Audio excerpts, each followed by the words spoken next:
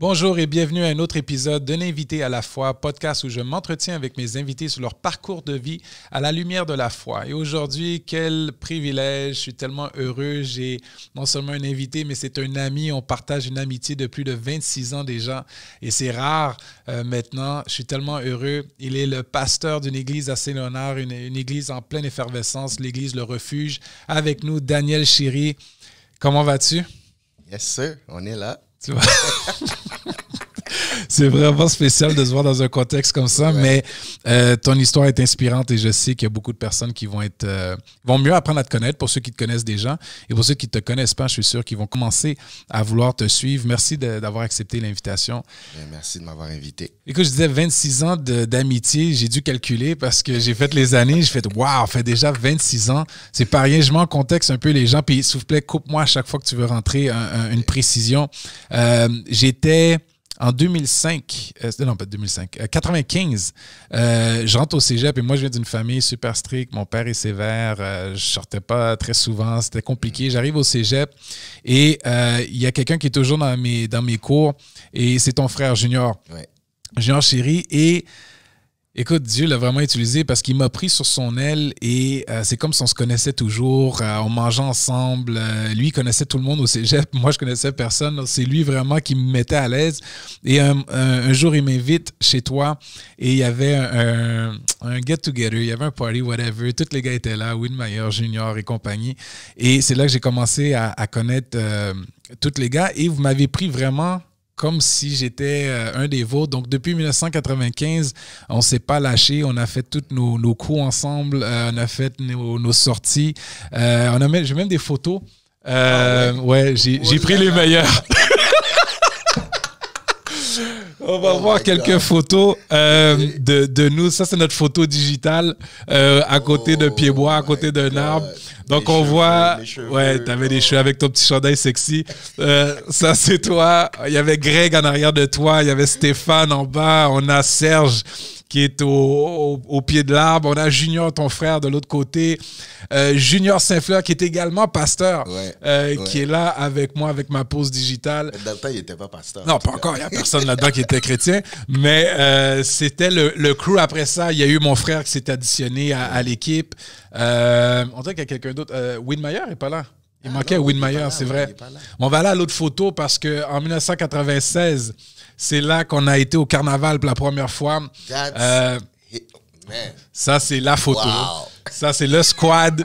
Donc, trouver Daniel, trouver le pasteur. Il est à l'intérieur de la vanne. Donc, on avait loué ça en 96. Et étrangement, on allait là pour, écoute, faire des conneries, puis danser, puis whatever. Mais à chaque fois, je ne sais pas si tu te rappelles, Junior, qui n'était pas encore pasteur, appelait son père, qui est pasteur. Ouais. Et avant de partir, on faisait la prière. Yeah. So, on avait une bouteille d'alcool, certains avaient des cigarettes, des cigares, et on était en train de prier pour dire Seigneur, protège-nous sur la route, que rien nous arrive. Et c'est parce que vous aviez quand même une éducation chrétienne. Ouais. Ta mère, les parents on l'a dit, Junior Saint-Fleur sont un couple pastoral.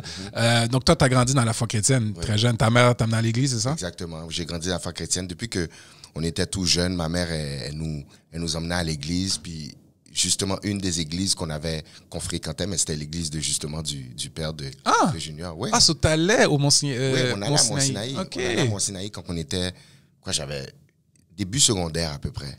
OK. Et on a passé une couple d'années là-bas. C'est comme ça justement. C'est comme ça que tu as connu Junior? Ouais. Et qu'est-ce qui vous a fait un peu quitter l'église?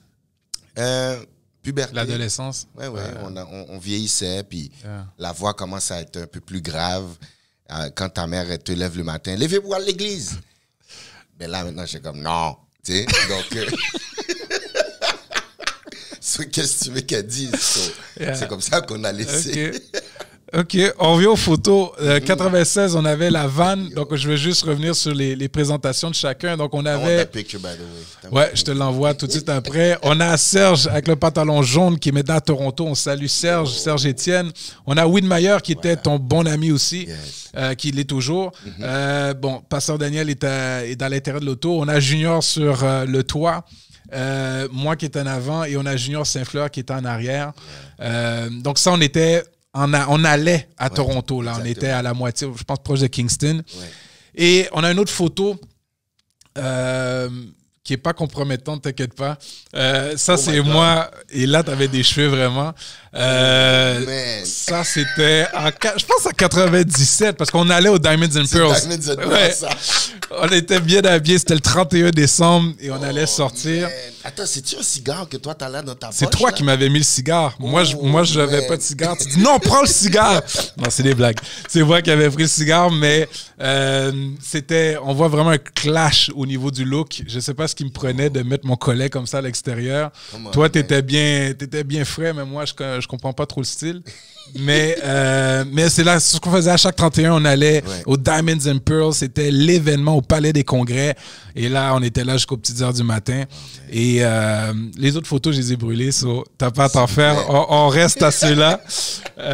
Mais on salue aussi ta maman, Ghislaine, qui a été un pilier important dans notre jeunesse et tout, parce que souvent on venait à la maison et autant qu'elle était sévère, mais elle était toujours là avec nous, elle était dans les discussions, dans l'écoute et surtout elle priait pour nous. À chaque fois, elle avait un verset, une parole à nous donner et je sais qu'elle me disait « Raïm, je prie pour toi! Raïm, je prie pour toi! » Et moi, à l'époque, j'étais juste heureux et je trouvais ça incroyable que quelqu'un puisse prier pour moi, mais je voyais pas la lourdeur de ce qu'elle me disait à l'époque. Et de voir que tout ça m'a amené à la foi chrétienne, je sais qu'elle a part à ma conversion, à mon salut dans tout ça, par ses prières ont vraiment eu effet. Donc ça, c'était dans les années folles. Après ça est venu les clubs, on faisait plein de choses. Et toi, tu es devenu promoteur aussi quelques temps après avec FBI Crew, c'est ça? Ouais. Explique-moi un peu comment ça se passait. Well, FBI Crew, on était un groupe de jeunes hommes qu'on s'est rencontrés au secondaire. Donc, on était vraiment des amis du secondaire, puis on dansait. Au début, on était des danseurs. Donc, danser des chorégraphies, puis faire des spectacles de variété, des choses comme ça. Et puis, quand on a vu qu'on développait une certaine popularité, puis les gens nous connaissaient comme groupe de danseurs, on a décidé de s'unir, puis commencer à faire des événements, faire des fêtes. Et puis, c'est là que je suis rentré dans l'événementiel. L'événementiel. Donne-nous donc un peu des spectacles que tu as fait dans le temps. Plusieurs fêtes dans des clubs. Ça, c'était vraiment ça. On a fait comme un concept qu'on avait intitulé Roller Skate Jam. Ah ouais, patin à roulette, vraiment. Ouais, avec un événement où on avait fait à patin à roulette. Et puis, on a participé aussi dans des grands concerts d'artistes qui venaient à Montréal avec d'autres promoteurs de la ville. Puis aussi dans des fêtes compas, dans des balles compas. Donc, avec les DJ, les DJ Silk, les Monsieur V. Parce que ça aussi, on les a fait, les balles. Là. On a fait les Mickey, on a fait les Music, les Top Vice, les T-Vice. On était... là, tu me ramènes d'autres souvenirs. C'est gars. Donc, OK, ça, c'était FBI. Après ça, je me rappelle, est venue la rencontre. Mais c'est peut-être pas la rencontre, mais où ce que tu as renoué avec Cassandra, ce qui est devenue ta femme. Ça, c'était à quelles années à peu près? Oh là là, ça c'était justement vers le fin des années 90. Okay. Fin des années 90. On était des high school sweethearts, moi puis elle. Donc on s'est connus depuis au secondaire, mais on avait perdu de vue. Et puis justement, on a repris contact vers la fin 90. Non, je me rappelle, parce que des fois, j'étais avec Junior, puis tu rentrais, tu étais énervé, tu nous avoir une chicane avec elle. Ah, Cassandra, tata! C'est là les premières fois que je voyais. Et de ce couple est venu des enfants. Combien d'enfants que tu as? On en a 4 au total. Elle en avait un, moi j'en avais un extérieur, et puis on en a eu 2 autres ensuite. Wow! C'est une famille de 4. 4 au total? Ouais. Wow! C'est quoi les noms? Shanice, Camille, Jonathan et Lia, la dernière. Nice. Et là, après ça, est venu un temps, je pense c'est en 1999, où bizarrement, on n'avait plus trop la tête à la fête parce qu'il y a quelques-uns du groupe qui, justement, un cheminement spirituel, sont devenus chrétiens, dont Junior Saint-Fleur qui a renoué, bien entendu, à l'église de son père avec sa foi. Il y a toi, il y a ton frère Junior. Et là, vous faisiez des études bibliques Et un jour, je reçois un appel. Il me dit, ah, Raheem, viens, tu devrais... pour ceux, peut-être je dis Raheem, mais j'ai un nom composé, donc c'est Raheem Steve. Et sinon, il n'aurait pas compris, il aurait pensé que je suis... Non, Raheem Steve. Donc, pendant longtemps, on m'appelait Raheem, et c'est plus tard que j'ai été plus sur le nom de Steve. Mais excuse-moi. Donc, on me dit, Raheem, viens, on fait une étude biblique. Je dis, étude de quoi? L'étude biblique. Donc, je me déplace chez toi à Cartierville à l'époque. C'est Cartierville ou c'est Ville-Saint-Laurent? Oui, Ville-Saint-Laurent. OK, Ville-Saint-Laurent. Et là, je vois toi, Junior Saint-Fleur prendre leur Bible et me parler, c'est Jésus. Écoute, Jésus est le chemin, la vérité et la vie. Tata. Et moi, vu que je venais d'un background où ce que ma mère s'ouvrait pas mal à toutes les religions, j'ai grandi avec... la religion musulmane, j'étais ouvert sur un peu toutes les religions. Moi, le message d'amour, pour moi, n'était pas exclusif aux chrétiens. So, je disais, arrêtez, guys, là, il n'y a pas juste les chrétiens, il y a les musulmans. Tu te rappelles de cette étude-là? Oui. OK. Ben, continue là, parce que moi, j'ai l'habitude de le dire, mais j'aimerais avoir ta perspective à toi. Ben, écoute, nous, on essayait justement de... Ben, on était nouveaux dans notre foi, hein, malgré qu'on avait toujours été à l'église, malgré que nos parents nous avaient élevés dedans, mais on allait plus par obéissance envers nos parents. On connaissait rien, là. Donc, moi, quand j'ai commencé à, justement, découvrir la foi en Dieu, là, moi, mon seul message, c'était Jésus, le chemin, la vérité, la vie. So, moi, quand tu me parles d'autres religions, j'étais comme, non, Steve. Donc, puis Raheem, plutôt, non, c'est Jésus, puis il n'y a rien d'autre que Jésus. Puis, on savait pas comment le verbaliser, mais on faisait du mieux qu'on peut pour... Puis c'est là qu'on avait nos discussions. Nos clashs. À l'époque, on avait déjà nos clashs. Parce que moi, je venais avec des réalités d'autres religions. Je dis non. Ouais. Et là, un jour, c'est toi qui m'as dit, mais Raheem, pourquoi tu penses ça? Parce que moi, je disais, non, il y a un Dieu, mais il y a différentes religions qui amènent au même Dieu. C'est tout le même message d'amour, de paix, de partage. Et là, tu m'as dit, Raheem, pourquoi tu penses ça? Ça sort d'où? Pourquoi tu penses comme ça? Et là, moi, j'ai eu comme j'ai juste répondu, parce que c'est comme ça. Ouais. Et là, cette question-là m'a tourmenté jusqu'à chez moi. J'ai pris ma voiture, puis je dis, mais c'est vrai, pourquoi je pense comme ça? Et c'est là que j'ai réalisé que j'avais une opinion de ma foi et pas une conviction. Ouais. Et c'est dangereux parce que plusieurs d'entre nous, en tout cas ceux qui n'ont peut-être pas encore une foi forte, ont une opinion sur leur foi, mais c'est basé sur ce que leurs parents leur ont dit, sur une tradition, sur la religion, mais pas vraiment sur une conviction de quelque chose qu'ils ont eu comme expérience. Et donc, là, quand que tu m'as posé cette question-là, ça m'a défié. So, j'ai été chez moi, j'ai pris le Coran, j'ai pris la Bible, et là, j'ai commencé à comparer les deux. Et là, j'ai tombé sur une sourate dans le Coran qui disait que Jésus est né de la Vierge Marie. Je dis, there you go. Parce que moi, mon point, c'est que le Coran disait la même chose que la Bible. So, là, j'étais revenu la semaine d'après. Je dis, guys, est-ce que vous saviez que le Coran parle de Jésus? Le Coran te parle de Jésus. Même Marie, là je parlais avec autorité. Puis là, vous aviez jamais lu le Coran. Si vous étiez comme, mais ça dérange pas. Si tu n'as pas Jésus, tu vas en enfer. Puis là, j'ai dit, non, guys, vous commencez à être fous, puis tata. So là, je retournais à la maison pour aller chercher encore d'autres comparaisons. Et boum, je trouve dans le Coran une autre sourate qui parle que Moïse est un prophète selon l'islam. J'ai dit, there you go. Même le Coran parle de Moïse, parce que pour moi, je savais que la Torah était pour les Juifs, le Nouveau Testament pour les chrétiens et le Coran pour les musulmans. Et chronologiquement, c'était les religions monothéistes. Ils croyaient à un même Dieu. Donc, quand j'ai vu que le Coran parlait de Moïse, j'étais revenu la semaine d'après. Je dis, guys, bon... J'ai la preuve maintenant. Même le Coran te parle que Moïse est un prophète selon eux. Puis là, il dit, non, Steve, tu comprends pas, Et là, vous m'aviez tellement énervé, je suis retourné chez moi. Et c'est là que je suis tombé pour la première fois sur une contradiction. Okay. Où ce que je lis la Bible et je lis que la foi... En fait, le salut ne vient pas par les œuvres, mais par la foi en Jésus-Christ. C'est pas le nombre de dons ou le nombre de fois que tu as aidé quelqu'un qui va faire que le paradis va t'être ouvert, mais c'est vraiment ta foi en Jésus-Christ qui a payé pour tes péchés à la croix. Et le Coran te dit, non, c'est par les œuvres que tu es sauvé. Le plus de bien que tu fais, peut-être Dieu va accepter de te recevoir.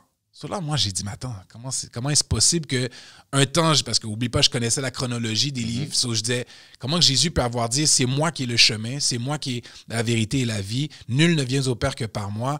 Il va dire, vous êtes sauvés par la foi et non par les œuvres. Et là, plusieurs décennies après, il y a un prophète qui dit qu'un ange lui est apparu, puis il va dire, non, c'est pas par la foi, c'est par les œuvres. Et en fait, même la Bible va être plus précise, elle va dire, ce n'est pas par les œuvres pour que personne puisse s'enorgueillir. Tu ne peux pas dire laisse-moi rentrer, j'ai fait ça, j'ai fait ça. Non, non, tu es pécheur de nature. C'est seulement par la foi en Jésus-Christ que tu peux avoir une communion avec le Père. Et donc, je ne comprenais pas pourquoi il y avait une contradiction dans ma logique chronologique. Et c'est là que, pour la première fois, j'ai eu une expérience à chercher à lire encore plus les Saintes Écritures. Et c'est là que j'ai trouvé ma foi chrétienne dans les Saintes Écritures. Mais j'avais un gros problème avec les églises. Parce que la Bible, c'est une chose. Mais moi, l'image que j'avais des églises, c'était des pasteurs qui avaient du jugement, puis pas le droit de boucle d'oreille, pas le droit de dread. Et puis, c'était des églises culturelles. Donc, je voulais rien savoir. Puis, à un moment donné, vous m'avez dit, mais Raheem, tu devrais venir avec nous. Tu vas voir, c'est pas comme les autres églises. Et donc, j'étais curieux, j'ai dit OK. Et c'est là que vous m'avez invité pour la première fois à l'église PQL. On était au centre-ville à l'époque, au 864 Sainte-Catherine-Est.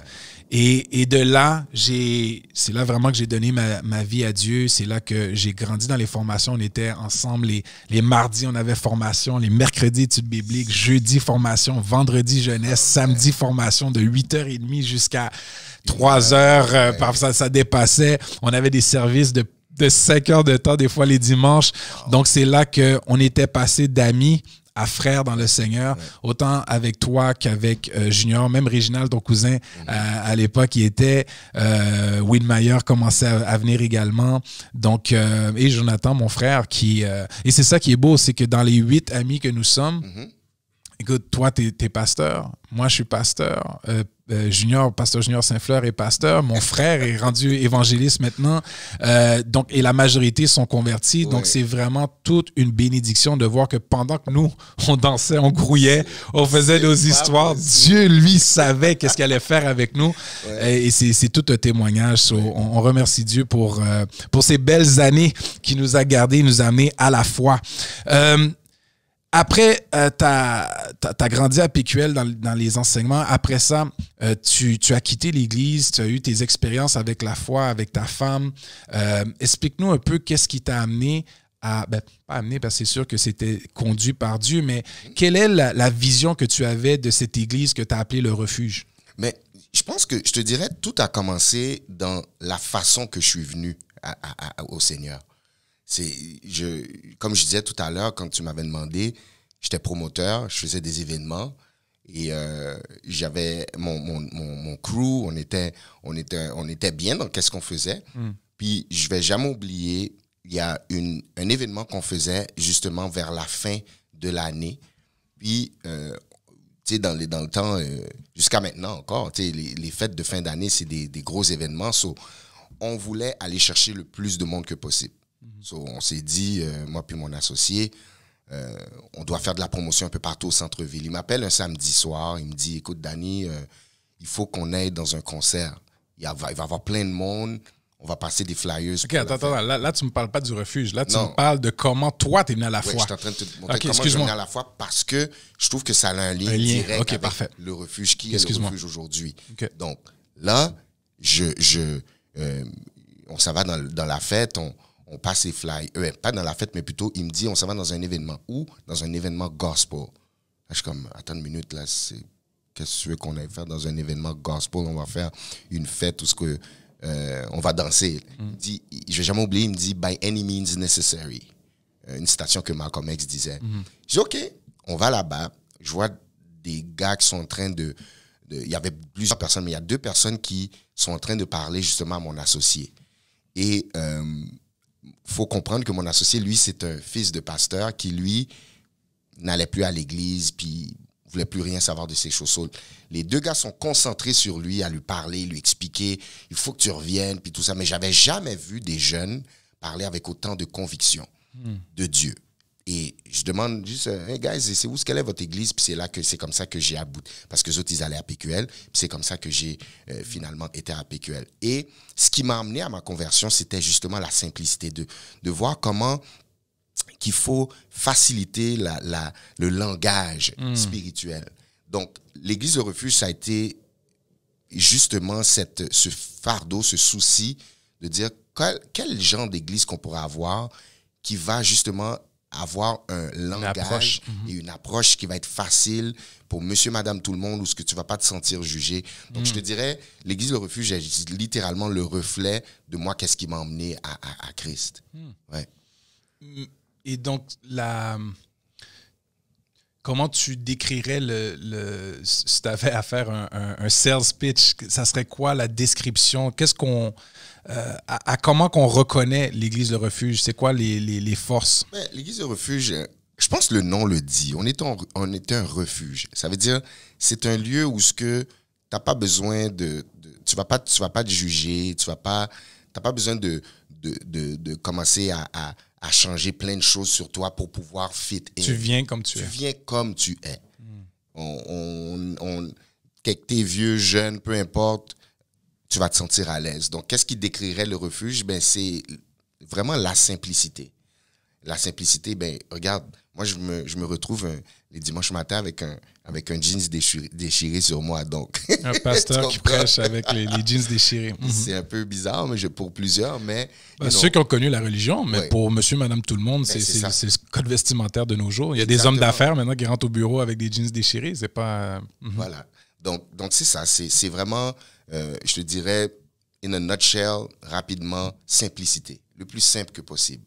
La simplicité dans la communication, la simplicité dans qui on est, la simplicité dans notre background. Puis surtout, moi, comme on l'a dit tout à l'heure, je pense que les gens ont vu les photos, on n'a pas un background trop religieux. Quoique oui, nos parents nous avaient toujours emmenés à l'église, mais c'était par obligation. Donc c'est ça. Donc n'importe qui vient au refuge, c'est quelqu'un qui est monsieur, madame, tout le monde, puis qui veut juste avoir une relation avec Dieu. Découvrir le maître de l'univers à travers Jésus-Christ, bien sûr. Et combien vous êtes maintenant? Une communauté de combien de personnes? Gravite autour de 500 personnes à peu près. En combien de temps? Je te dis... Le refuge existe depuis maintenant 7 ans. En 7 ans, 500 personnes au Québec, c'est énorme. Ouais. Wow. Ouais. Gloire à Dieu. Et une des forces, en tout cas, tu ne l'as pas dit, mais quand on le vit sur les réseaux sociaux, la louange et l'adoration est quelque chose. Et on voit encore... ça n'a rien à voir avec le fait que tu étais promoteur, mais le souci que tu y mets par rapport à la musique, la louange, l'adoration est un vecteur vraiment qui attire aussi, qui permet à des gens d'avoir une expérience. Mais je te dirais, oui, le côté promoteur, le souci de... Moi, j'ai toujours voulu être quelqu'un qui aide à divertir la jeunesse. Okay? Donc, pour moi, je ne trouve pas que ma vocation, elle est si différente qu'avant, parce que quand on faisait des fêtes, quand on faisait des événements, notre objectif, c'était de justement divertir les jeunes. Mais là, maintenant, moi, je veux promouvoir le royaume de Dieu à travers le divertissement. Donc, c'est un peu juste ça, peut-être, la différence, mais je te dirais que mon expérience en tant que promoteur contribue à la promotion de l'Évangile, parce que je crois que prêcher, c'est promouvoir. Moi, quand j'entends dans la parole de Dieu qui dit « Allez partout le monde et prêcher la bonne nouvelle », je ne vois pas la prédication comme juste des paroles où y a quelqu'un qui parle. Puis pour moi, la prédication, c'est de la promotion. Donc, faire des choses qui vont promouvoir l'Évangile. Pour qu'on entende le message. Voilà. Et comme tu l'as dit, la musique, c'est important. Peut-être parce que je suis quelqu'un qui aime la musique dans l'âme. Et c'est sûr que je suis passionné dans ma communication de la musique. Avant même d'être pasteur, tu le sais, j'ai transigé de promoteur de clubs à faire promouvoir des événements gospel. Ouais. Donc, il fut un temps, je faisais rentrer des artistes à Montréal, des grands artistes aux États-Unis. Tu avais même fait un lounge chrétien. Oui, on avait un lounge chrétien. Je pense qu'on était... innovateur. Oui, c'est comme un lounge chrétien, un club chrétien. Ouais. Qu'est-ce que c'est ça? Les lumières fermées avec... Au début, je me rappelle, là, c'était controversé. weird. Ouais. Mais c'était controversé, comme tu l'as dit tout à l'heure, pour les personnes qui sont un peu plus religieuses. Traditionnelles. Mais les jeunes, ils capotaient. Il y avait plein de monde, là. Tout à fait. Ça venait, là. Ouais. Gospel Praise Party, tu sais. Et on parlait du Diamonds and Pearls le 31 décembre de chaque année. Je suis sûr qu'il y a plusieurs des gens qui nous entendent qui se rappellent de ces événements-là. C'était fou. Il y avait des milliers de personnes réunies pour le 31. Mais de voir que maintenant, le refuge font leur événement du 31 au Palais des Congrès et amassent des milliers de personnes qui démontrent leur foi dans un événement comme ça, c'est particulier de voir comment Dieu a pu te prendre d'un élément et t'amener à un autre. C'est extraordinaire. It's just amazing. Yeah. Des fois, à chaque 31, quand on est au Palais des Congrès, je reviens toujours là-dessus. Puis je suis toujours reconnaissant envers Dieu de me permettre de faire ça parce que je me souviens, là, comme tu as vu la photo que tu avais mis tout à l'heure. C'est comme... Poseidon, on peut la remettre, celle que je suis avec Daniel. Like, je pense qu'il était... à cette heure-là, là, peut-être vous ne le voyez pas dans mes yeux, là, mais on était déjà sous, là. Oui. On était déjà sous, en fait, là. dans nos mains, on voit pas les vins, mais en nos mains, on avait nos petites bouteilles là, de cognac. C'est sûr, ma main gauche en bas, il y a une bouteille. Oh yeah! Donc,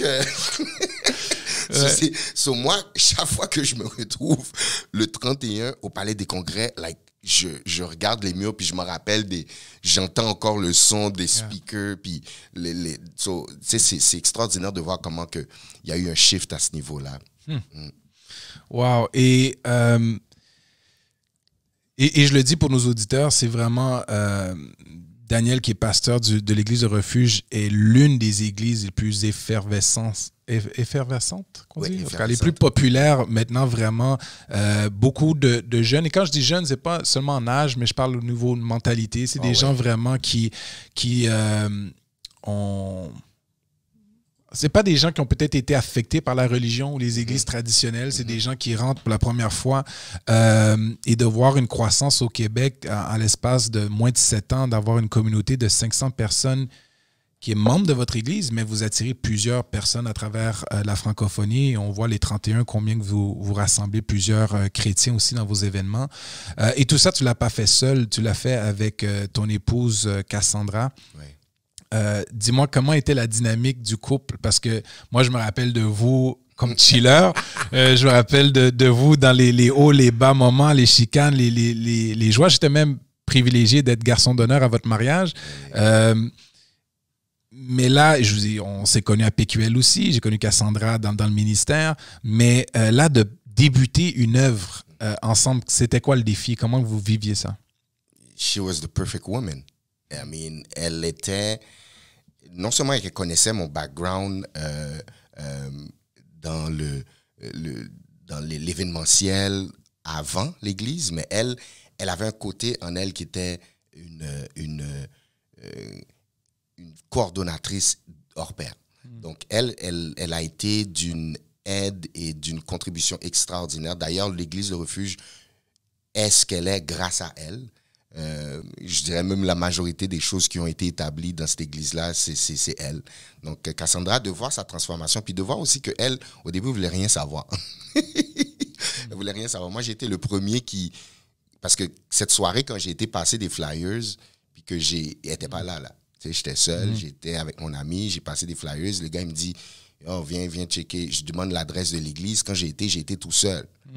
Donc, la première fois que tu étais à PQL, elle n'était pas là? Non, elle n'était pas là. Okay. Elle n'était pas là. Elle est venue comme peut-être une couple de semaines après parce qu'elle ne voulait rien savoir. Comme, hein, qu'est-ce que t'as? T'es correct? Moi, je m'en vais. Moi, dimanche matin, j'allais à l'église. Puis elle, dimanche soir, elle était... comment il s'appelle ce club-là? Delray? Non, c'était le... Oh, man. Ah, j'ai oublié. Anyways, ça va peut-être me venir après, là. Mais en tout cas, un club qui frappait tout... Au Safari, oui, c'est ça. Le dimanche soir, c'était Safari qui cognait, là. Moi, dimanche matin, c'était à l'église, et elle est au Safari le dimanche soir. Gros paradoxe. Gros paradoxe, c'est comme ça ne matche pas. Puis des fois, elle me dit, mais tu viens-tu? Non, bon. Tu sais, quand tu es en train de rentrer dans la foi en Christ, tu ne veux pas trop toucher ces choses-là. J'allais des fois, mais, je n'étais pas la même chose. Yeah. Donc, c'est ça, ce devoir, elle, sa transition. Puis elle, qu'est-ce qui l'a emmené? Mais c'était elle savait qui j'étais, là. C'était ta transformation, c'était ton changement qui l'a amené. C'est ça qui l'a amené. Okay. Elle était comme, hey, qu'est-ce qu'il a? Comme, like, he's weird. Laisse-moi aller voir qu'est-ce qui se passe là-bas. Puis elle aussi, elle a goûté à Jésus-Christ elle-même. Et puis, c'est là qu'on a commencé à vivre notre foi ensemble en tant que couple. On s'est mariés. On a fondé la famille. On a une famille reconstituée, mais on l'a fondée et puis on a évolué dans notre foi chrétienne comme ça. Donc, à l'Église Le Refuge, quand on a commencé ça, elle m'a tellement supporté. Elle n'a pas résisté. Elle savait que ça allait arriver un jour. Mais moi, je vais même aller jusqu'à dire qu'elle avait plus de foi que moi par rapport à ce projet-là parce que elle était quelqu'un qui voyait vraiment loin. Donc, je te dirais qu'elle m'a vraiment, vraiment aidé dans cette nouvelle aventure, cette nouvelle saison de fonder l'Église. Et là, peut-être il y a des gens qui se demandent pourquoi qu'on parle au passé lorsqu'on parle de Cassandra, mais c'est parce que tu as perdu, ton épouse Cassandra est décédée, ça fait maintenant combien de temps? 2 ans et demi. 2 ans et demi. Ouais.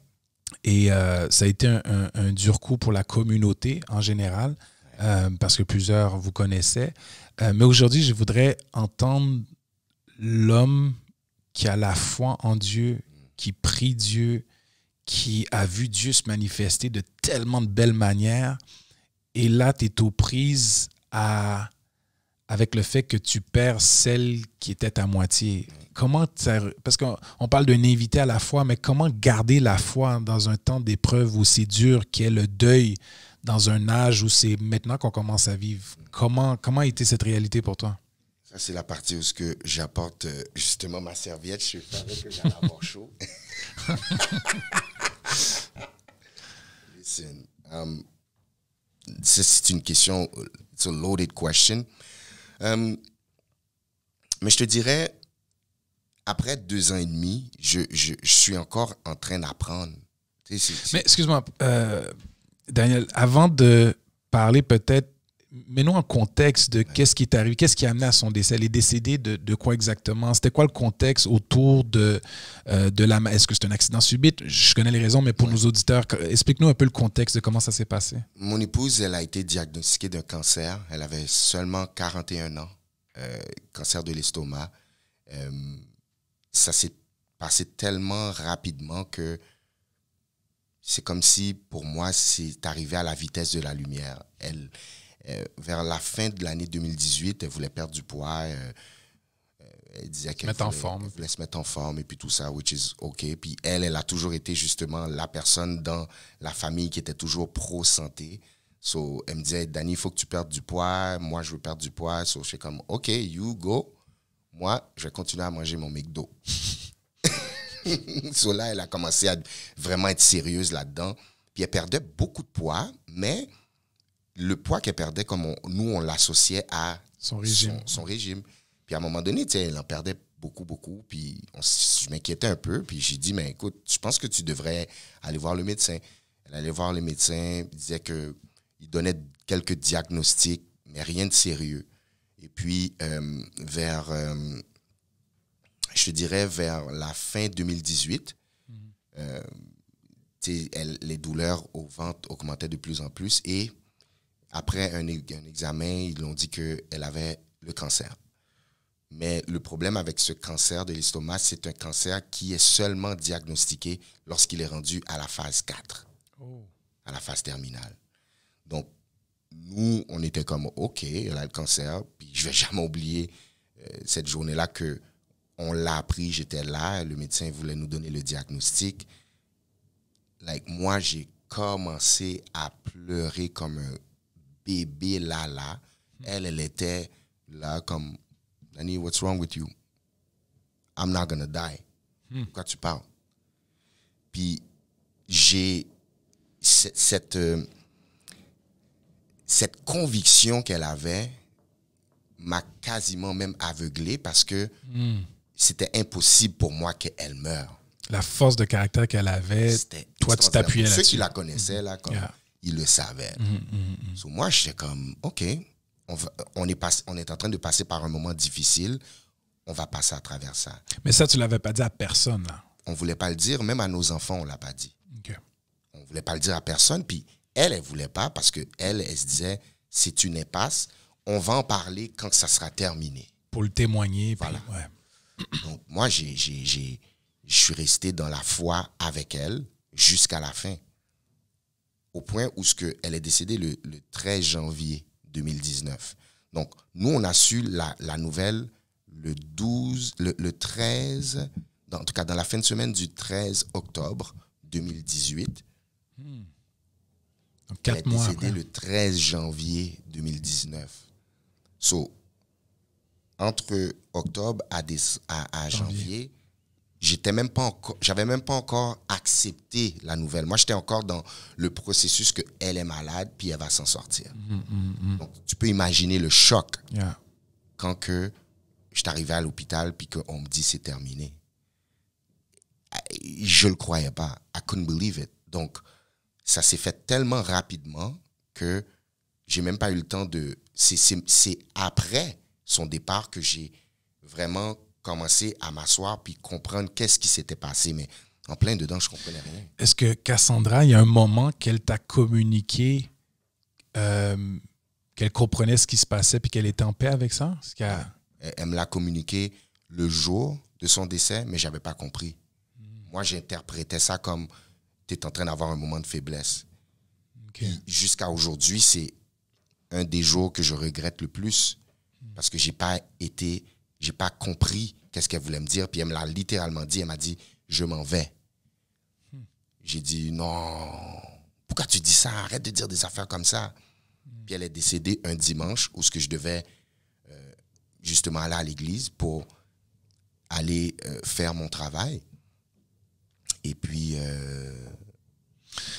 Okay, parce que là, il faut mettre les choses en contexte parce que c'est une chose déjà de perdre un être cher. C'est une autre chose de perdre sa femme, celle qu'on a bâti une famille, bâti une vie, celle qui nous connaît comme personne d'autre nous connaît. Mais c'est une autre chose d'être à la charge d'une église populaire, vent dans les voiles. Écoute, les gens parlent, il y a des foules qui se présentent. Pasteur Daniel, c'est le pasteur qui amène la parole. Puis vraiment, tu es rassembleur. Mais pendant que les spotlights sont sur toi, toi, tu vis quelque chose personnellement. Comment tu as fait pour gérer le pasteur le dimanche et Daniel le lundi? Ouais. Comment ça s'est passé pour toi? Ben, c'est vraiment une bonne question. J'ai pas fait l'erreur de jouer un rôle le dimanche puis revenir à la réalité le lundi. L'église au complet savait. La seule chose, c'est savait quoi? Parce que tu l'avais... savait qu'elle était malade. OK. Ah, tu l'avais annoncé quelque... Oui, mais ça paraissait. Okay. Non, parce que tu m'as dit que vous l'aviez gardé, vous l'aviez pas parlé même à vos enfants. Oui, on n'a pas donné la nature de la maladie, mais c'était visuel. Parce qu'elle perdait tellement de poids. OK. Donc, elle est malade, mais on n'avait pas dit pourquoi. Exactement. OK. So, on voulait vraiment garder moi, je voulais honorer sa décision de ne pas le dire à personne. Donc, à l'église, c'était la même chose. Donc, les gens savaient à l'église qu'elle était très malade. On priait pour elle. Les gens ils voyaient me venir dimanche matin à l'église où j'ai même pas fait ma barbe. J'ai des cheveux qui poussent partout. J'ai même pas rasé mes cheveux. Puis j'arrive, je suis en train de pleurer en pleine louange. Donc les gens voyaient le vrai Daniel. Ils voyaient ce que tu passais. Ils voyaient. Puis moi, j'aime le dire, à mon humble avis, en tout cas, moi, je trouve que j'ai la meilleure église que j'aurais pu avoir parce que ils m'ont vraiment supporté, ils m'ont gardé dans ce moment-là, puis ils pleuraient avec moi, puis on passait à travers ça. C'est juste que j'ai fait l'erreur monumentale, puis j'apprends de ça, puis je me suis même excusé à l'église de ça, c'est que j'avais tellement la foi, on avait tellement la foi qu'elle n'allait pas partir, que ma communication vers l'église, c'était toujours « She will not die ». Elle va revenir. Elle va revenir. C'est une impasse, on va passer à travers. Don't worry, c'est difficile, mais on va passer à travers. Donc, les gens s'attachaient à ta foi par rapport à ces déclarations-là. Oui, définitivement. Et donc, ça a été un choc aussi pour eux lorsqu'ils ont entendu, parce que là, la foi de toi, la foi de l'Assemblée, maintenant est secouée, vu la situation. Et comment tu as pu... Est-ce que tu as réussi à communiquer? Parce que c'est tellement un choc que tu n'arrives pas à donner des raisons. Parce que même toi, tu as sûrement des questionnements lorsque ça arrive. C'est ta foi qui est secouée. comment a été, quel processus tu as dû avoir pour communiquer les bons mots? Écoute, avant même d'y aller avec l'église, je vais y aller avec mes enfants. Comme, qu'est-ce que tu vas dire à tes enfants? T'arrêtes pas de dire à tes enfants que ça va aller, elle va revenir, elle rentre, elle sort de l'hôpital. Puis, donc, moi, je te dirais, mon premier défi, c'était mes enfants. Comme, comment leur expliquer que je me suis trompé? En leur disant simplement, je me suis trompé. Donc, j'ai été la formule la plus simple, la formule la plus honnête, mais c'est de dire la vérité. Je pensais pas que ça allait arriver, mais c'est arrivé. Et c'est là maintenant, mon foyer, mes enfants et moi, on a commencé à apprendre le psaume 23 qu'on récite tous, tout le monde. Quand je marche dans la vallée de l'ombre de la mort, je ne crains aucun mal car tu es avec moi. Donc, je te dirais, depuis le 13 janvier, on apprend à marcher dans les ténèbres, mais avec un Dieu qui nous tient par la main. Voilà. Et là, je vais te poser une question qui est très personnelle, mais qui, selon moi, est nécessaire. Cassandra avait la foi qu'elle allait s'en sortir, que c'était passager. Tu avais la foi qu'elle allait être guérie, que Dieu allait la guérir. Tes enfants n'étaient pas au courant, mais ils allaient aussi sur la foi que leur mère allait revenir bientôt. Ouais. Est-ce que, lors du décès, est-ce que tu t'es culpabilisé? Est-ce qu'à un moment donné, que tu t'es dit, peut-être c'est ma foi qui était pas assez forte? Peut-être c'est moi le problème. Est-ce que tu as commencé à te culpabiliser sur du... Parce que ça peut pas être Dieu le problème. Est-ce que ce genre de raisonnement est venu? Oui, définitivement. Ce raisonnement est venu pas juste après son décès. Comme après son décès, je te dirais que ce raisonnement-là a amplifié dans ma tête, mais le raisonnement était là depuis avant. J'ai même été jusqu'à me demander peut-être qu'elle est malade à cause de moi. Est-ce que c'est moi qui a fait quelque chose? Est-ce que c'est moi qui peut-être... je me connais, je suis pas quelqu'un de parfait. Je suis en train de me re-questionner. Est-ce que c'est mes péchés à moi ou bien mes imperfections que ma femme est en train de subir? J'ai eu toutes sortes de pensées. J'étais persuadé que c'était de ma faute. Et en plus de ça, il y a même du monde qui disait que c'était de ma faute. Donc, tu peux imaginer à quel point que, à un moment donné, je pensais que c'était vrai. Et puis, je pourrais même te dire, Steve, que c'est tout récemment là que j'ai commencé à accepter que, listen, il y a ce qu'on appelle la souveraineté de Dieu. Que la souveraineté de Dieu, et Dieu va dire, mes pensées ne sont pas vos pensées, mes voix ne sont pas vos voix. Puis c'est maintenant que je commence à comprendre ces concepts-là qui fait que la culpabilité, elle réduit de plus en plus. Mais certainement que j'étais persuadé que c'était moi. Je me disais peut-être que je prie pas assez, je suis pas assez un homme de foi, j'ai pas assez de... J'allais même jusqu'à dire peut-être que c'est parce que j'ai même pas de don, j'ai même allé à re-questionner mon appel. Je me disais, mais peut-être que tout ça est en train d'arriver parce que je suis pas supposé de faire ce que je fais. Oh non, j'ai été massacré dans mes pensées par rapport à ça. Et à ce moment-là, est-ce que tu voulais tout lâcher? Of course. OK. Même le refuge, tout ça, tu dis, OK, c'est sans elle, c'est fini, c'est... Elle me tenait plus que je me tenais. Dans le temps, quand elle était malade, je lui disais toutes ces choses-là. Elle disait, non, arrête, on va passer à travers. C'est un meilleur témoignage, tu vas voir. Ça va être... Elle disait même, il y a un livre qu'on va écrire, tu vas voir, Dieu va prendre ce message-là puis il va l'emmener à travers le monde. Elle me disait juste, en tout cas, j'espère que tu vas accepter que c'est moi qui va être la femme de Dieu et pas toi, parce que c'est moi qui est malade, c'est moi qui va être guéri. C'était le genre de blague qu'elle me faisait. So, je revenais à moi-même puis je me disais, OK, ouais, on va passer à travers. Et donc, quand les idées après venaient de tout lâcher, c'est cette même parole-là qui te gardait à tenir debout parce que tu te rappelais qu'elle ne voulait pas que tu lâches? Exactement. Okay. Jusqu'à aujourd'hui, le jour qu'elle est partie, elle m'a dit, Danny, je sens que je m'en vais. Là, je lui ai dit, non, c'est correct. Je me rappelle, sa famille était là à l'hôpital cette journée-là. Sa mère était là à l'hôpital. Puis je lui ai dit, qu'est-ce que tu veux que je fasse? Est-ce que tu veux que je reste? Mais moi, j'étais convaincu que c'était un moment de faiblesse qu'elle avait. Elle m'a dit, est-ce que tu veux que je reste? Elle m'a dit oui. Puis je suis resté, puis je me rappelle, le service avait commencé, on commençait à midi et demi, moi, j'étais encore là-bas. Puis là, je regardais là, mais il n'y avait personne, c'est moi qui étais supposé être là. Puis elle m'a regardé, elle m'a dit, Danny, viens. J'ai dit, je suis venu. Elle m'a dit, vas-y. J'ai dit, t'es sûr? Elle me dit, I'm gonna wait for you. J'ai dit, OK. Puis je suis parti. Donc, c'est jusqu'au jour où elle est partie, elle voulait que tu continues. Oui. Donc, moi, c'est ce qui me tient encore aujourd'hui. Mais, tu sais, là, c'est vraiment... On parle de la foi. C'est un élément qu'on croit en quelque chose et très souvent, lors d'épreuves, c'est là que les gens doutent. Ouais. C'est une chose d'avoir la foi, mais c'est au milieu de l'épreuve que la foi souvent se fait manifester. Il y en a qui doutent, il y en a qui vont perdre la foi, il y en a d'autres qui vont au contraire avoir plus de foi. Et on l'entend souvent, ça, même dans des gens qui sont moins croyants. C'est comme, mais si Dieu existe, comment ça il y a de la pauvreté? Puis si Dieu existe, mais comment ça il y a des guerres? Puis non, c'est pas vrai, tu sais. Si Dieu existerait, il me laisserait pas comme ça. Puis on essaie de toujours culpabiliser Dieu pour des épreuves qu'on vit. Toi, tu as vécu une épreuve sans pareil. Est-ce que ta foi a augmenté par cette épreuve? Ou tu t'es questionné, ou est-ce que tu as même perdu la foi? Explique-nous comment qu'on peut garder la foi au centre d'une épreuve. Oui.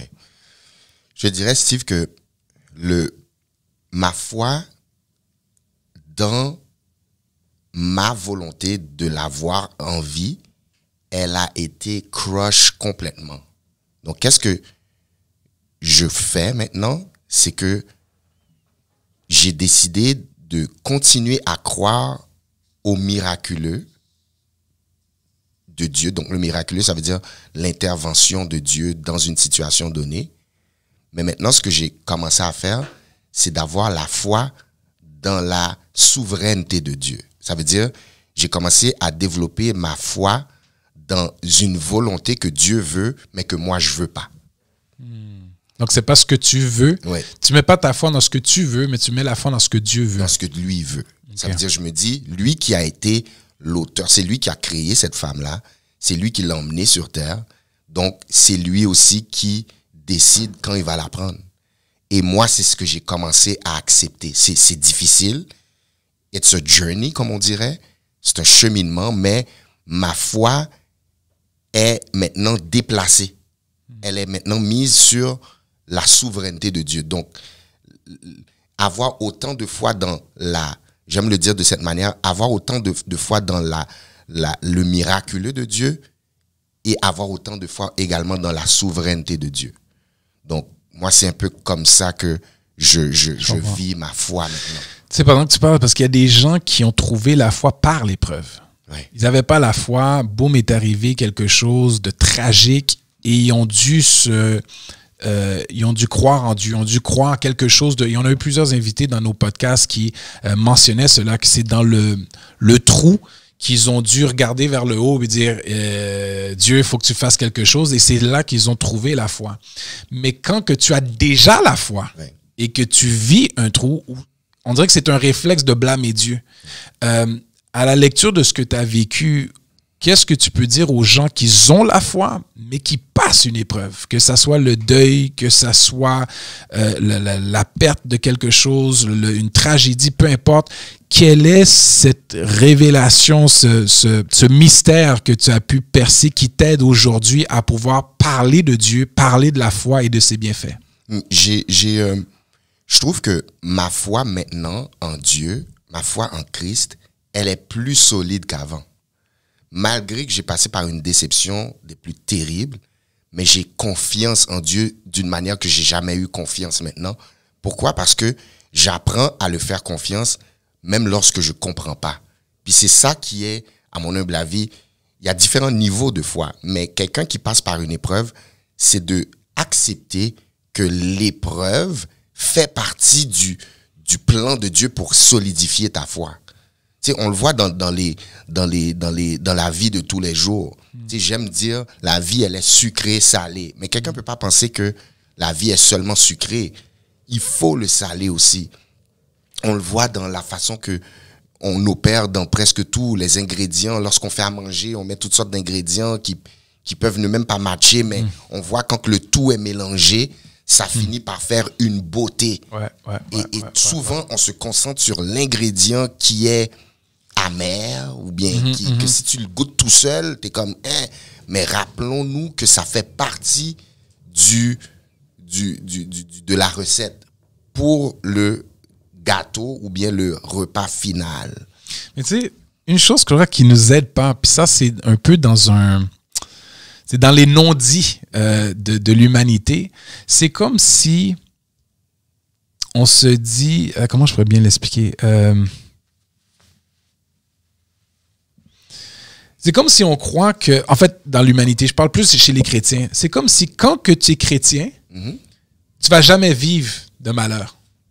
Comme tout va bien aller parce que Dieu est avec toi. Dieu te protège. Et puis Dieu va pourvoir. Puis Dieu.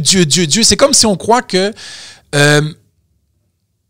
lorsqu'on devient chrétien, on vit pas d'épreuves, on vit pas de pertes, on vit pas... Et ce faux message amène à des grandes déceptions parce qu'on leur vend que si tu deviens chrétien, tu vas voir la vie est beaucoup plus facile, beaucoup mieux et c'est parfait.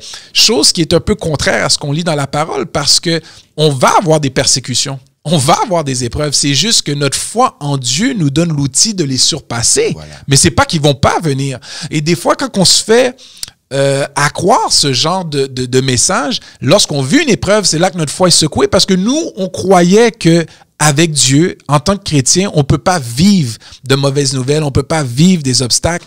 Et c'est là que ça me vient à la chose la plus profonde, selon moi, comme croyant, comme chrétien, c'est l'espérance. Oui.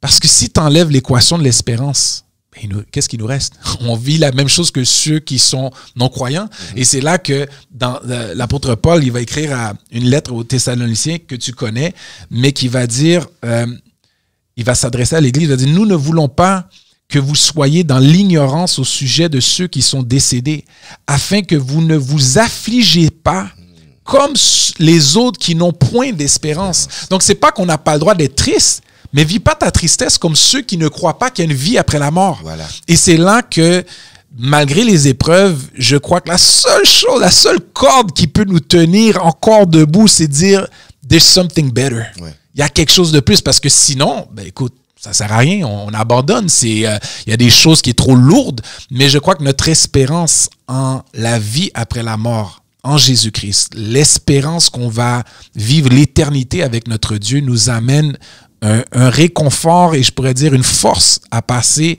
à cette étape. Comment que tu... Là, j'ai quasiment fait une prédication. Comment tu peux compléter à la lumière de ce que tu as vécu cette réalité d'espérance qui nous permet de... Même si on est frustré, même si on est fâché, même si on est attristé, on ne le vit pas comme quelqu'un d'autre qui aurait peut-être les idées noires parce qu'il ne peut pas s'attacher à rien d'autre puisqu'il n'a pas sa foi en l'espérance. C'est tellement fort ce que tu dis, Steve, parce que moi, ce qui m'a aidé, c'est que je ne vis pas mon deuil seul. Et quand je parle seul, je ne parle pas seul juste avec des gens, mais je parle de seul sans Dieu. C'est là, je pense que peut-être qu'on ferait fausse route lorsque on vit une épreuve seul. Il faut absolument mettre Dieu dans l'épreuve. Sinon, tu finis par être frustré, tu as plein de questions, tu as plein de pourquoi, et aucune réponse est donnée. Et puis c'est là maintenant que tu deviens frustré. Puis c'est fort ce que tu dis parce que c'est vrai que nous, malheureusement, les chrétiens, on a cette fausse idéologie que on n'est pas supposé souffrir, on n'est pas supposé d'avoir de problèmes. Et je te dirais, Steve, que c'est cette fausse idéologie qui m'a aveuglé sur qu'est-ce qui se passait avec ma femme. C'est cette fausse idéologie que même elle opérait dedans. On était dans le déni. Puis si on était un peu plus conscient que, oui, tu sais, on le sait théoriquement, on dit oui, on va passer par des épreuves, mais quand on passe vraiment par des épreuves, c'est là qu'on sort toutes sortes d'excuses, mais c'est pas supposé d'être de même. Mais non, non, moi je suis chrétien, moi je crois en Dieu, puis c'est pas supposé d'être ça. Mais c'est tellement faux. Et tu sais, Steve, ce que je vais dire, peut-être qu'il y en a qui vont être choqués par rapport à ça, mais ce que j'ai découvert, qui l'élément perturbateur, le problème qui fait qu'on rentre dans ce genre de mentalité, c'est qu'on a malheureusement une relation transactionnelle avec Dieu. Aïe, aïe. Oui.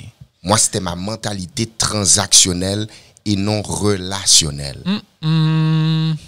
Puisque j'ai fait ça, je suis pasteur d'église. Je mérite ça. C'est sûr que ça n'arrivera pas à ça. Et c'est tellement faux. C'est la mentalité transactionnelle avec Dieu qui nous aveugle parfois sur le relationnel. Si on était concentré sur le relationnel, c'est là peut-être que Dieu te dirait, you know what, man, I don't think it's going to happen the way you think it's going to happen.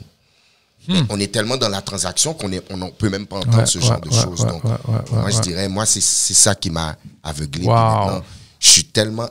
C'est pas que j'avais pas de relation avec Dieu avant, c'est juste que j'avais une mentalité transactionnelle. Donc, maintenant, je mets l'équilibre et je suis plus sur une philosophie. Je crois à des transactions encore. Dieu béni. Mais le relationnel. Soyons en relation avec Dieu. Mais tu vois, quand tu parles de transaction, moi, je trouve le danger, c'est lorsqu'on met notre foi dans... Quand on base notre foi sur le Dieu transactionnel plus que le Dieu relationnel, et c'est ce que tu dis, je l'ai entendu, mais je trouve que c'est tellement un piège parce que lorsqu'on lit la Bible, et on invite ceux qui nous écoutent, si vous n'avez jamais lu la Bible, lisez les évangiles, lisez les actes, lisez les lettres que Paul va écrire, les épîtres. Il n'y a pas ce genre de message transactionnel. C'est pas si tu fais, Dieu va.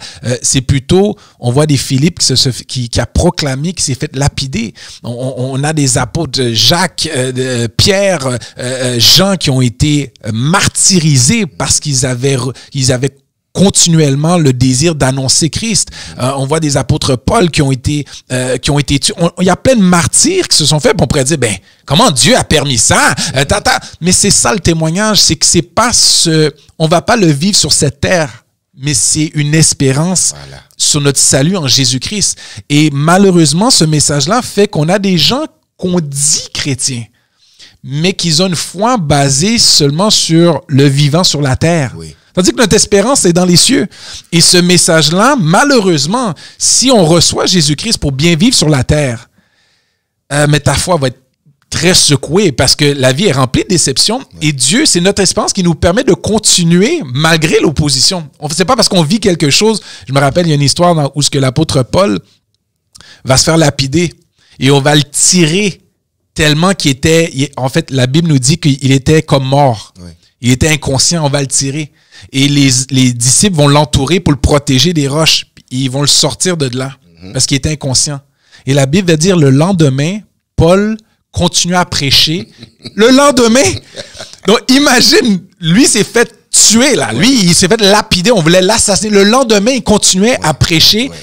Avec la crainte, pas avec la crainte, mais avec la possibilité qu'on allait encore.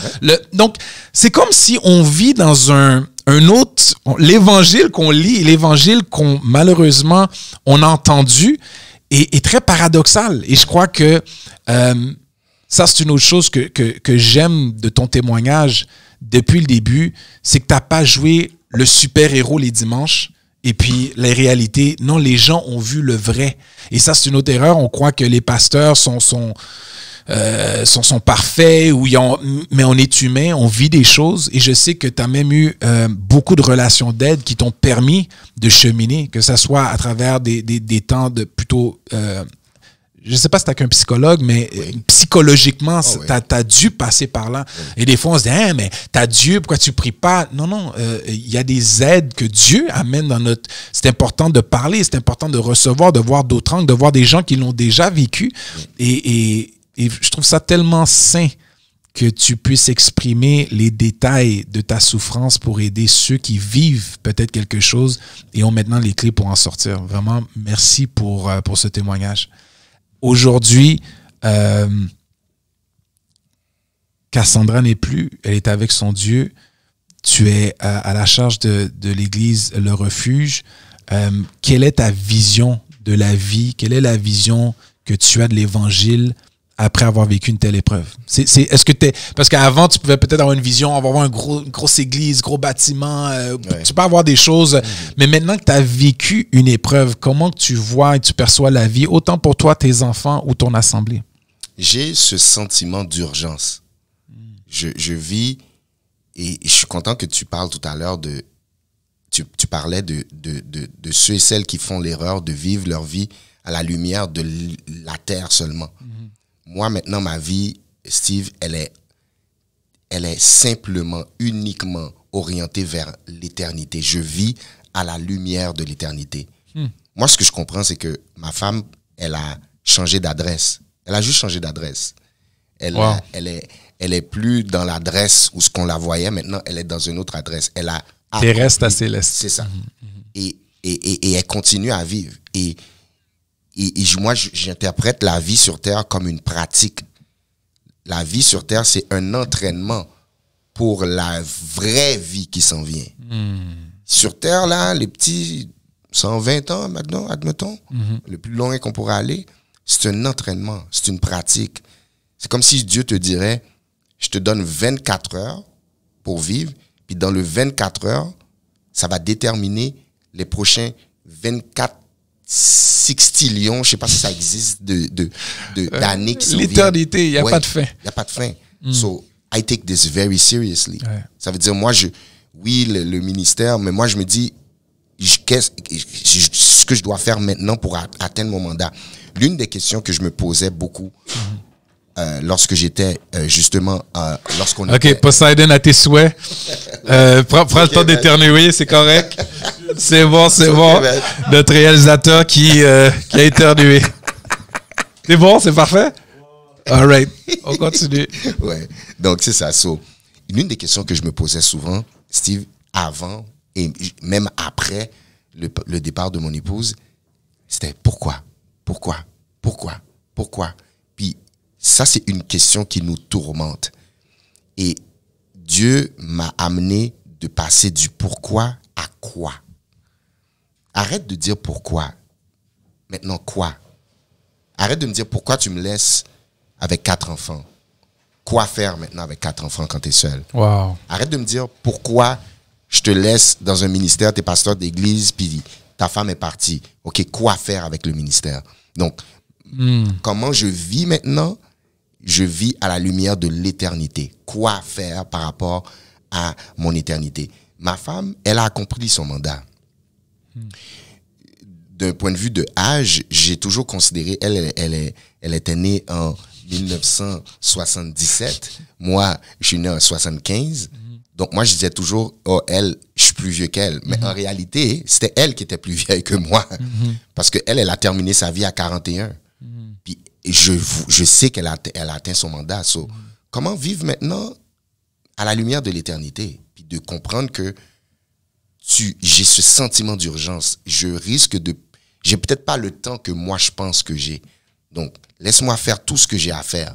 C'est ça que le psalmiste va dire dans Psaume 90. Il va dire, aide-nous à bien compter nos jours, afin que nous puissions appliquer notre main à la sagesse. Donc, voilà. Mais ça, c'est à la lumière de toi qui a la foi. Mais quelqu'un qui nous écoute aujourd'hui, il croit en l'univers, il croit à la vie, mais tu sais, il n'y a pas vraiment une confession et il vit quelque chose. Qu'est-ce que tu peux lui dire à la lumière de ce que tu as vécu comme épreuve? Parce que c'est très philosophique ce que tu dis par rapport à l'éternité, chaque jour. Mais pour quelqu'un qui croit en la vie en général, mais vit une épreuve. Et on le sait, au Québec, maintenant, c'est 28% des Québécois qui sont sur des antidépresseurs. Je veux dire, on a le taux le plus alarmant de suicide. Je veux dire, il y a des gens qui vivent des réalités. Qu'est-ce que tu leur dirais par rapport à la lumière de ce que tu as compris dans ton épreuve pour qu'eux puissent le passer de la bonne manière? Moi, je dirais, premièrement, de réaliser que l'épreuve qu'ils sont en train de vivre fait partie du plan global de Dieu pour leur vie. Ça veut dire que il y a une porte de sortie. À un moment donné, ça va terminer. Ça ne va pas rester là. Et de maximiser toutes les leçons que la personne doit apprendre dans cette saison. Parce que chaque saison a ses leçons. Donc, il y a des choses qu'elle va apprendre. La personne, il y a une sagesse que la personne va développer. Il y a une force qu'elle va avoir. Puis de toujours se rappeler que ça, à un moment donné, ça va terminer. Puis moi, je profiterais même de dire à cette personne, passe pas ton épreuve seule. Inclus Dieu dedans. Wow. Tu vas voir ça. Moi, mettre Dieu dans mon épreuve, je vous le dis, c'est littéralement un soulagement. C'est un soulagement parce que je sais que ça aurait pu être pire. Donc, moi, la première chose que je vais dire à une personne, pas pour... pour promouvoir le royaume de Dieu, bien sûr, inclus Dieu dans ta situation. Numéro 2, rappelle-toi qu'il y a une porte de sortie. À un moment donné, tu vas sortir de ça. Numéro 3, rappelle-toi qu'il y a des leçons dans cette saison que tu vas avoir. Puis numéro 4, tu vas être une force pour quelqu'un d'autre à un moment donné. Wow. Donc, il n'y a rien... Si Dieu permet cette situation dans la vie de cette personne-là, c'est qu'elle a tout le gabarit, elle a tout le nécessaire pour pouvoir passer à travers. Et puis, si Dieu est dans la barque, hey, everything is going to be all right. Wow. Ouais. Je sais à quel point tu es un passionné de la Bible, un passionné des Saintes Écritures. Est-ce que dans ton temps là, le plus creux, là vraiment ce que tu voyais comme tout noir, est-ce qu'il y a un verset que Dieu a utilisé que tu voudrais nous partager? Peut-être c'est même intime parce que c'est souvent des expériences qu'on a avec Dieu, mais y a-t-il un verset là que ce verset-là a changé ta vie à jamais dans un temps d'épreuve? Il y en a plusieurs. Je dirais, par rapport, peut-être je vais donner un à quelqu'un qui passe peut-être par un deuil. Moi, le texte qui m'a le plus bafoué, c'est Ésaïe 55, le verset 8 à 10, qui dit « Mes voix ne sont pas vos voix. Autant les cieux sont élevés au-dessus de la terre, autant mes voix sont élevées au-dessus de vos voix. » Puis j'ai réalisé que dans mon humanité, où je voulais tellement que ma femme soit présente, j'ai réalisé que j'ai été un peu selfish puis orgueilleux dans le plan de Dieu.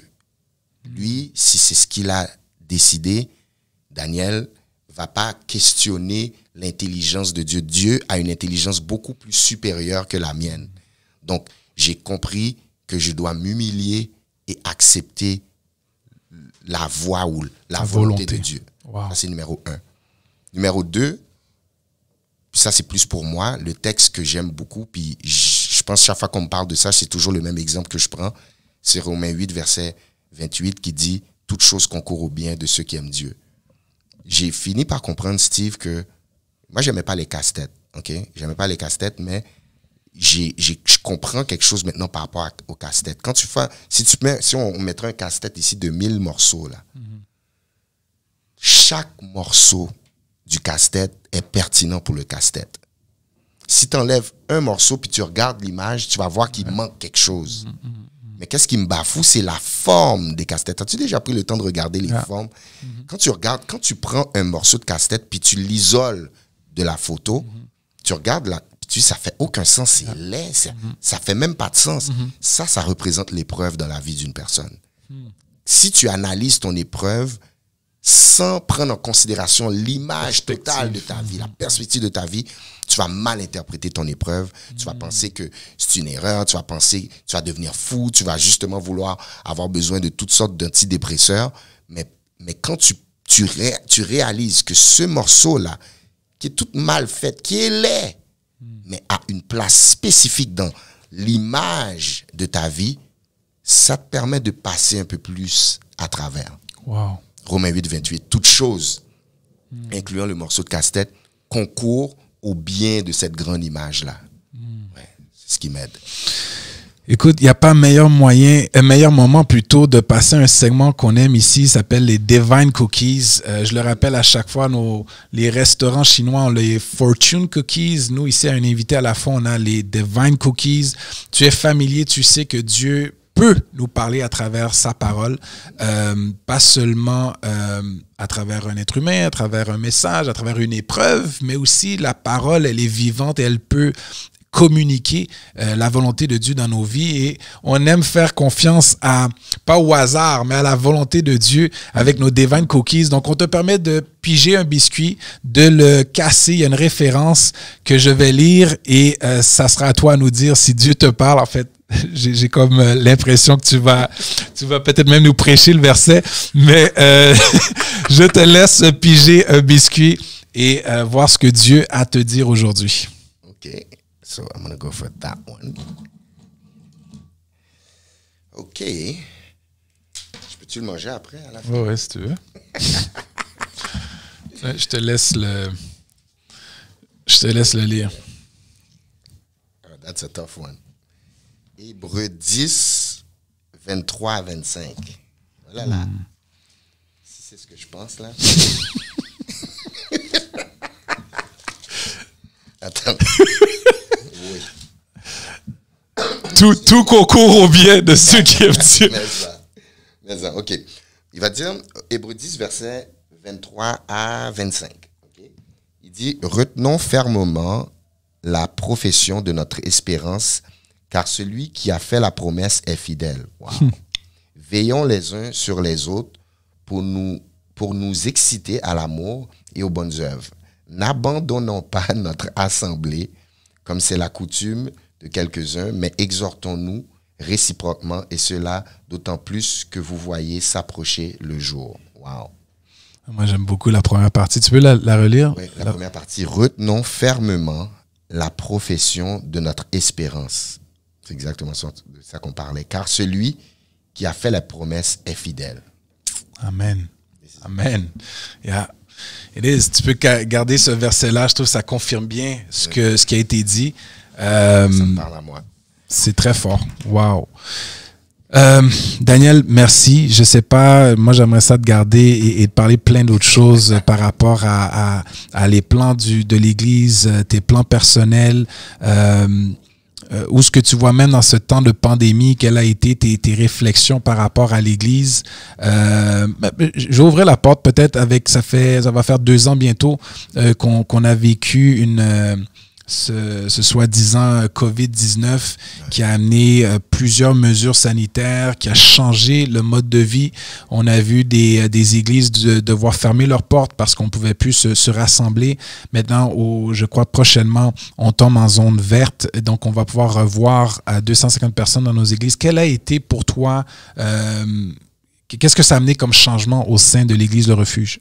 Mais ça m'a permis, moi, de réaliser en tant que pasteur comment que l'Église évangélique, puis moi, plutôt, on a eu ces conversations-là pendant longtemps, comment qu'on n'est pas équipé, on n'est pas prêt, on est très, comme on le dit, religieux. On est habitué à un système de fonctionnement, on a de la difficulté à s'adapter. Moi, ça a été, ma plus grande révélation, et j'aime, bon, je vais pas dire j'aime, plutôt j'ai appris depuis le départ de ma femme à faire face à l'adversité et d'être créatif là quand que tu te retrouves dans chercher le quoi et non pas le pourquoi. Voilà, chercher le quoi et non le pourquoi, et d'aller chercher la créativité dans des saisons de confusion. Donc moi, ça me sort hors de ma zone de confort. Je pense que ça fait comme depuis même avant, quelques temps avant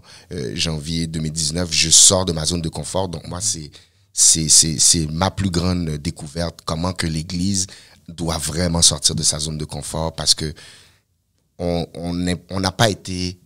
Il n'y a personne qui a été adapté, mais je trouve que l'Église a exposé des faiblesses qui sont quand même assez inquiétantes à travers la COVID-19. Moi, c'est ce que j'ai remarqué. Puis nous, ça nous a incité en tant qu'Église locale à apporter des changements, puis à s'ajuster, puis vraiment d'être dans le mandat que Dieu nous appelle à avoir. S'il y a quelqu'un qui nous écoute, qui... tu veux peut-être trouver un sens à ta vie, tu as envie ou tu cherches une église, qu'est-ce que tu aurais à dire à nos auditeurs par rapport au refuge? Si tu as une invitation, juste exprimer un peu à quoi ils vont s'attendre et qui sont les bienvenus. C'est ton moment pour les inviter. Eh bien, n'importe qui cherche Dieu, n'importe qui cherche des réponses à sa vie. Moi, c'est ce qui s'était passé avec moi. On croit que Dieu va répondre si quelqu'un vient avec simplicité, vient avec un cœur ouvert. Il va définitivement trouver Dieu, et Dieu est pour nous un refuge, et l'Église Le Refuge sera ce refuge pour cet individu pour trouver Dieu, trouver Jésus-Christ, et qui va définitivement apporter une transformation dans sa vie. Avant d'aller en présentiel, où est-ce qu'on peut suivre le ministère Le Refuge? À travers YouTube, Facebook, même après, même lorsqu'on va être en présentiel, on va rester sur... Juste aller sur Église Le Refuge, sur YouTube, Facebook, vous allez nous trouver, on est là. Les dimanches et les mercredis. Les dimanches et les mercredis. Dimanche à 12h30, mercredi à 19h30. Great. Pasteur, ça a été un plaisir de t'avoir. Merci. Je sais qu'il y a des belles choses qui s'en viennent pour nous. Il y a des choses qu'on discute. Il y a des choses que je sais que Dieu va faire. Merci d'être venu. Merci pour tout ce que tu fais. Merci d'avoir la simplicité et l'humanité de partager ce que tu as passé. Pas pour t'élever, mais pour aider d'autres personnes à mieux le vivre. On sait que c'est pas facile. Tu es quelqu'un qui m'est spécial. On s'était perdu de vue pendant un moment. On était en bon terme, mais nos activités ne nous permettaient pas de se voir aussi régulièrement. Et je suis tellement béni que depuis la dernière année, on peut renouer et apprendre de chacun. C'était une réelle bénédiction. Salutations à ta maman Ghislaine, que j'aime beaucoup, de là où ce qu'elle est, là ce qu'elle nous écoute avec Faubert. Que Dieu vous bénisse. Je vous aime beaucoup. Gros shout-out à Junior, ton frère, qui est... c'est plus qu'un ami pour moi, malgré qu'on ne se voit pas aussi souvent, mais ce qui nous lie est très profond. Donc, que Dieu bénisse Junior. Toute la famille du refuge, soyez bénis. Tes enfants. Hey, t'as un mot de la fin? Thank you for receiving me, man. Merci de m'avoir reçu. Merci à toi. C'est un honneur pour moi d'avoir été ici. On continue, qu'est-ce qu'on fait, puis keep it up, man. I love what you do, man.